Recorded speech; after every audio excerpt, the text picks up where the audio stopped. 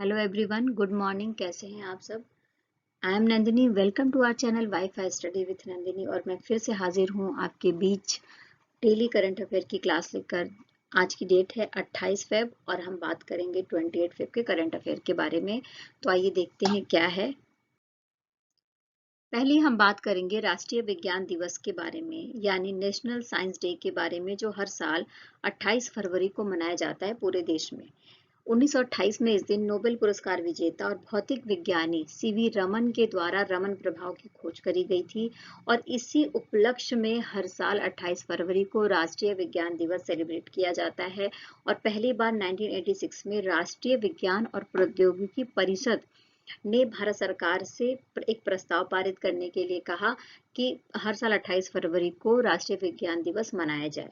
और उसके बाद से ही 1987 से हर साल पूरे देश के जो स्कूल हैं, कॉलेजेस हैं, यूनिवर्सिटी हैं, स्पेशली जो विज्ञान, तकनीकी और चिकित्सा से रिलेटेड जो इंस्टीट्यूट हैं, वहां पर राष्ट्रीय विज्ञान दिवस सेलिब्रेट किया जाने लगा। अगर हम उद्देश्य और विषय के बारे में बात करें राष्ट्रीय विज्ञान दिवस के, तो स्पेशली जो इस बार की जो थीम डिसाइड करी गई है वो है वैश्विक भलाई के लिए वैश्विक विज्ञान। 2023 की थीम है इस बार की।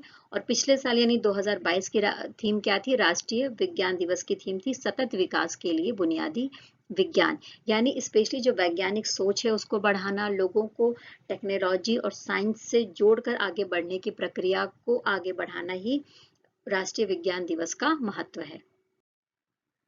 नेक्स्ट देखते हैं रमन प्रभाव के बारे में जानने की अगर हम कोशिश करते हैं, तो सरल शब्दों में अगर मैं रमन प्रभाव को डिफाइन करूं, तो जब प्रकाश की तरंग दैर्ध्य में परिवर्तन होता है, तरंग दैर्ध्य का मतलब है प्रकाश की लंबाई में जब परिवर्तन होता है, तो प्रकाश की किरणों के जो अणु होते हैं उनके द्वारा विक्षेपित होने के कारण होता है। यानी सरल शब्दों में प्रकाश की लंबाई में परिवर्तन होने की वजह से जो प्रकाश की किरणों के जो अणु हैं वो विक्षेपित होने लगते हैं और इससे रमन प्रभाव क्रिएट होता है।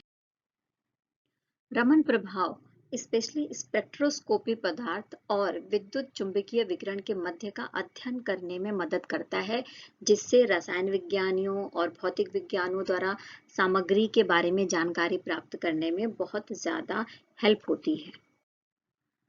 नेक्स्ट जो है 27 फरवरी 2023 को विश्व एनजीओ दिवस मनाया गया पूरी दुनिया में। और इस बार की 2023 की जो थीम थी वो क्या थी? मानव अधिकारों को आगे बढ़ाने और सतत विकास लक्ष्यों को प्राप्त करने में गैर सरकारी संगठनों की भूमिका और प्रभाव। सबसे पहले विश्व एनजीओ दिवस मनाने की जो घोषणा है या जो प्रस्ताव है वो किसके द्वारा पेश किया गया था? तो बाल्टिक पूर्व राज्यों में बाल्टिक सी एनजीओ फोरम के प्रतिनिधियों के द्वारा 2010 में करा गया था। और इसके बाद से संयुक्त राष्ट्र जो महासभा है उसने भी फरवरी का जो पहला सप्ताह है उसको विश्व एनजीओ सप्ताह के रूप में मनाने की बात करी थी और घोषित करा था। और इसके बाद से ही 27 फरवरी 2023 को विश्व एनजीओ दिवस सेलिब्रेट किया जाने लगा। एनजीओ का जो महत्व होता है वो स्पेशली समाज का विकास करना और जो समाज में पिछड़े हुए हैं, वंचित हैं, उनको समाज की मुख्य धारा में शामिल करना है। देखो, भारत में 27 फरवरी को राष्ट्रीय प्रोटीन दिवस मनाया गया। और इसकी जो घोषणा है वो कब करी गई थी? तो 2020 में घोषणा करी गई थी कि राइट टू प्रोटीन के अंतर्गत भारत हर साल प्रोटीन दिवस मनाएगा 27 फरवरी को, जिसका उद्देश्य ये है कि प्रोटीन के जो पोषक तत्व हैं उनके बारे में, उनके लाभ के बारे में लोगों को जानकारी मिले, लोगों के अंदर अवेयरनेस फैलाया जाए। प्रोटीन के बारे में अगर हम बात करें, तो प्रोटीन जो है मानव शरीर के विकास के लिए बहुत ज़्यादा ज़रूरी एक आवश्यक तत्व है, जिससे शरीर का सुचारू रूप से विकास होता है, इम्यूनिटी मजबूत होती है। अगर हम एज वाइज बात करें तो एक वयस्क व्यक्ति के लिए 50 ग्राम प्रोटीन चाहिए, एक गर्भवती महिला को 72 ग्राम प्रोटीन प्रतिदिन चाहिए होता है और एक नॉर्मल महिला को 46 ग्राम का प्रोटीन रोज चाहिए होता है। मराठी भाषा गौरव दिवस 27 फरवरी 2023 को मनाया गया। हर साल 27 फरवरी को भारत का जो महाराष्ट्र राज्य है वो मराठी भाषा दिवस सेलिब्रेट करता है, जिसका उद्देश्य होता है कि मराठी साहित्य को, उसके मराठी भाषा को एक नेशनल और इंटरनेशनल लेवल पर पहचान उसकी स्थापित की जाए। ये स्पेशली प्रसिद्ध कवि रहे हैं मराठी, जिनका नाम था विष्णु वामन शिरवाडकर, उनके बर्थडे पर मनाया जाता है। और साथ में ही इनको क्या कहा जाता था, कुसुमाग्रज कहा जाता था। स्पेशली ये नाटककार थे, उपन्यासकार थे, लघु कथा लेखक थे, कवि और मानवतावादी भी थे। विष्णु विश्वमान शिरवडकर, उनको 1987 में ज्ञानपीठ पुरस्कार, 1991 में पद्म भूषण और 1974 में नट सम्राट के लिए मराठी साहित्य अकादमी पुरस्कार भी मिला था। नेक्स्ट बात करेंगे, भारतीय उद्योगपति हैं जिनका नाम है सज्जन जिंदल। इनको 2022 के लिए best entrepreneur of the year award दिया गया है केंद्रीय पेट्रोलियम मंत्री हरदीप सिंह पुरी के द्वारा, और साथ में ही इस समारोह में लाइफ टाइम अचीवमेंट पुरस्कार भी दिया गया डीएलएफ ग्रुप के चेयरमैन केपी सिंह को, जिनको विशेष रूप से गुड़गांव का जो डीएलएफ सिटी है उसको बसाने के लिए जाना जाता है। स्टार्टअप कैटेगरी में प्रताप नेनी को, और साथ में फाइनेंशियल सर्विसेज कैटेगरी में जो है इंडसइंड बैंक फर्स्ट बैंक के एमडी और सीईओ महेंद्र शाह को पुरस्कृत किया गया है। जैसा कि आप ये पिक्चर देख सकते हैं, ये सज्जन जिंदल की पिक्चर है। स्पेशली ये जो है जेएसडब्ल्यू समूह के कंपनियों के अध्यक्ष और प्रबंध निदेशक हैं। साथ में 21 और 22 के दौरान ये वर्ल्ड स्टील एसोसिएशन के अध्यक्ष भी रहे हैं, और 2014 में इंडियन स्टील एसोसिएशन की स्थापना इनके द्वारा करी गई थी, और स्पेशली इन्होंने सॉफ्टवेयर व्यवसाय में विशेष काम किया है। अब हम बात कर लेते हैं चाइना के बारे में, जिसने एक अपना सैटेलाइट लॉन्च करा है जिसका नाम है झोंगशिंग 26, और ये जो उपग्रह है स्पेशली विमानन और जहाज संबंधी जो कार्य है उसके लिए ब्रॉडबैंड कनेक्टिविटी प्रदान करेगा, और इसमें $333 मिलियन की लागत आई है। China academy of space technology के द्वारा इसको लॉन्च किया गया है। चाइना जो है अब आने वाले समय में अंतरिक्ष के लिए 60 मिशन चला रहा है, जिसमें 200 से अधिक अंतरिक्ष यान लॉन्च करने की उसकी योजना है, और साथ में ही 2023 के अंत तक एक कार्गो क्राफ्ट तियानझोंग 6 लॉन्च करने की उसकी योजना है। देखिए, महाराष्ट्र की जो गवर्नमेंट है उसने औरंगाबाद जिले का नाम बदलकर छत्रपति संभाजी नगर और उस्मानाबाद का नाम धाराशावी करने की जो सिफारिश थी वो सेंट्रल गवर्नमेंट से करी थी।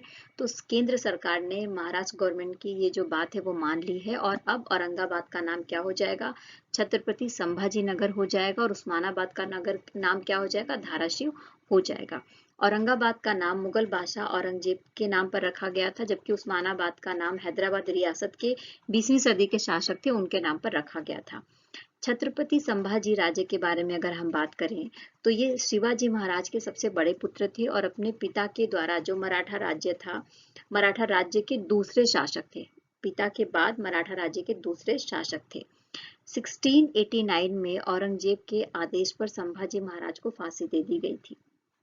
और अगर हम धाराशिव के बारे में बात करें तो उस्मानाबाद के पास एक गुफा परिसर का नाम है धाराशिव, जिसके नाम पर धाराशिव रखा जाएगा, उस्मानाबाद का नाम। नेक्स्ट हम बात कर लेते हैं, हमें पता है कि वर्ल्ड कप चल रहा था, T20 वुमेन्स वर्ल्ड कप चल रहा था, और इसका जो खिताब है फिर से जीत लिया है ऑस्ट्रेलिया ने, और ये ऑस्ट्रेलिया का 6 नंबर का वर्ल्ड कप खिताब है T20 के क्षेत्र में। और इसके पहले 2010, 12, 14 और 2018 और 2020 में भी ऑस्ट्रेलिया ने T20 महिला कप वर्ल्ड कप जीता था।